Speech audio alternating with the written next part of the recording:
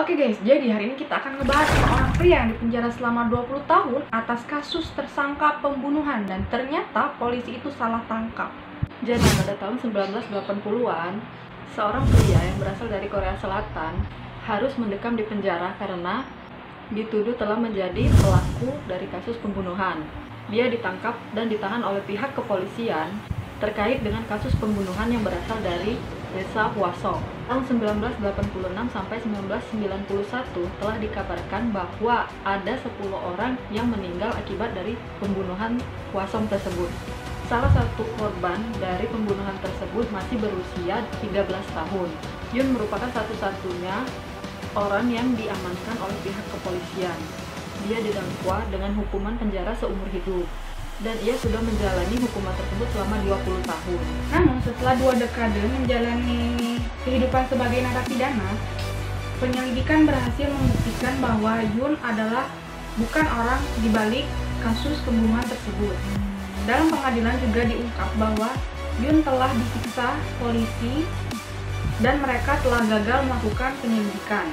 Selama 20 tahun ia menjalani hukuman sebagai narapidana dan telah dibuktikan tidak bersalah, ia pun dibebaskan pada usianya sekitar 50 tahun. Hakim Park Jong Jae menyampaikan bahwa selama penahanan Yun, kepolisian telah menggunakan unsur penyiksaan, termasuk membuatnya kurang tidur dan menahannya secara ilegal. Hal itu dilakukan polisi demi membuat Yun melakukan pengakuan palsu.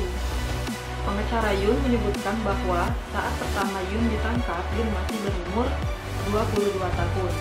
Yun sendiri merupakan seseorang yang bekerja sebagai tukang reparasi. Pada saat itu juga, Yun sedang mengalami penyakit polio yang menyebabkan kakinya pincang.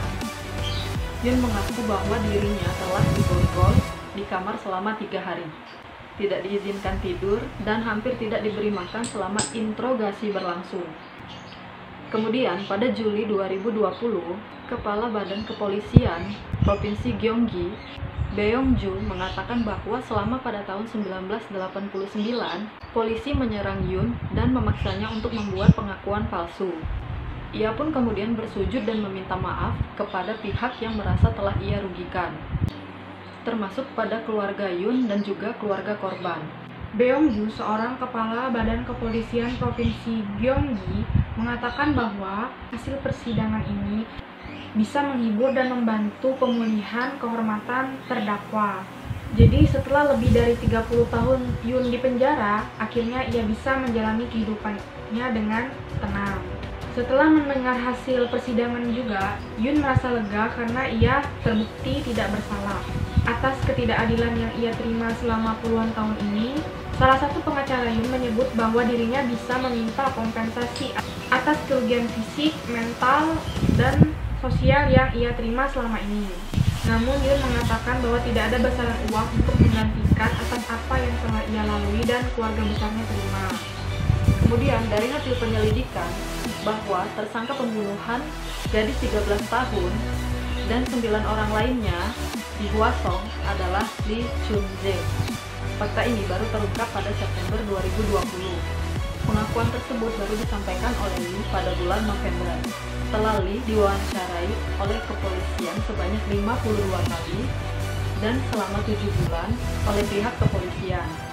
Ia sendiri yang mengakui bahwa dirinya telah membunuh 10 orang di Hwasong, bahkan ada 4 orang yang telah ia bunuh lainnya yang masih tidak diketahui. Kemudian pada sesi persidangan hukuman Yun pada bulan November, Lee bersaksi dan mengakui bahwa itu adalah perbuatannya, tepat di hadapan Yun. Ia sendiri mengatakan bahwa dirinya tidak mengetahui kenapa dia bisa tidak menjadi tersangka. Padahal ketika itu, ia telah diinterogasi oleh pihak kepolisian karena telah memiliki salah satu jam tangan dari korban. Lee sendiri sebenarnya sudah ada di tahanan sejak tahun 1994 karena kasus pembunuhan dan pemerkosaan terhadap saudara iparnya sendiri. Beong-ju, seorang Badan Kepolisian Provinsi Gyeonggi, juga mengatakan meminta maaf kepada semua korban, keluarga korban, termasuk Yun. Tetapi polisi tidak bisa berbuat apa-apa karena kasus Lee itu sudah berlalu begitu lama. dan juga telah melewati batas penyelidikan kasus berdasarkan undang-undang di Korea Selatan. Dan polisi pun berencana untuk mengeluarkan buku putih untuk kasus di Hwasong. Di penjara, Yoon juga mendapatkan seseorang yang bisa menyelamatkan hidupnya dan satu-satunya yang bisa mempercayai dirinya ketika keluarganya sendiri sudah tidak mempercayainya. Sosok itu adalah seorang sipir atau petugas penjaga penjara yang bernama Park Jong-dok. Yoon juga mengaku selama ia di penjara, ia juga dicap sebagai pembunuh dan pemerkosa oleh tahanan yang lain.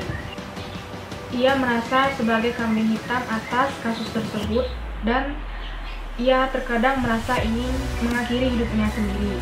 Tetapi datanglah penyelamat seorang sipir penjara yaitu Park Jong-dok yang menyelamatkan hidupnya. Park Jong-dok juga memberikan nasihat kepada Yoon bahwa menjelang masa kebebasannya ia juga akan segera kembali di tengah kehidupan bermasyarakat. Setelah 2 bulan bebas, Yoon sendiri masih sulit untuk menyesuaikan dirinya berada di tengah masyarakat. Kemudian di waktu itu, Park Jong-dok kembali membantu Yoon untuk mendapatkan pekerjaan. Saat mengetahui bahwa tersangka pembunuhan itu adalah Lee Chun-jae, Yoon berkata ingin mendengar permintaan maaf yang tulus dari Lee Chun-jae dan pengakuan yang sejujurnya mengapa ia tega melakukan pembunuhan yang keji tersebut. Sekian kronologi dari kasus di Hwasong. Semoga kalian yang masih penasaran dengan kasus di Hwasong tersebut bisa hilangkan rasa penasaran kalian. Buat kalian yang ingin request cerita apa yang bakal kita bacain, boleh banget tulis di kolom komen. Jangan lupa buat di subscribe, like, komen, dan share video kita. Dan sampai jumpa di video kita selanjutnya. Bye-bye.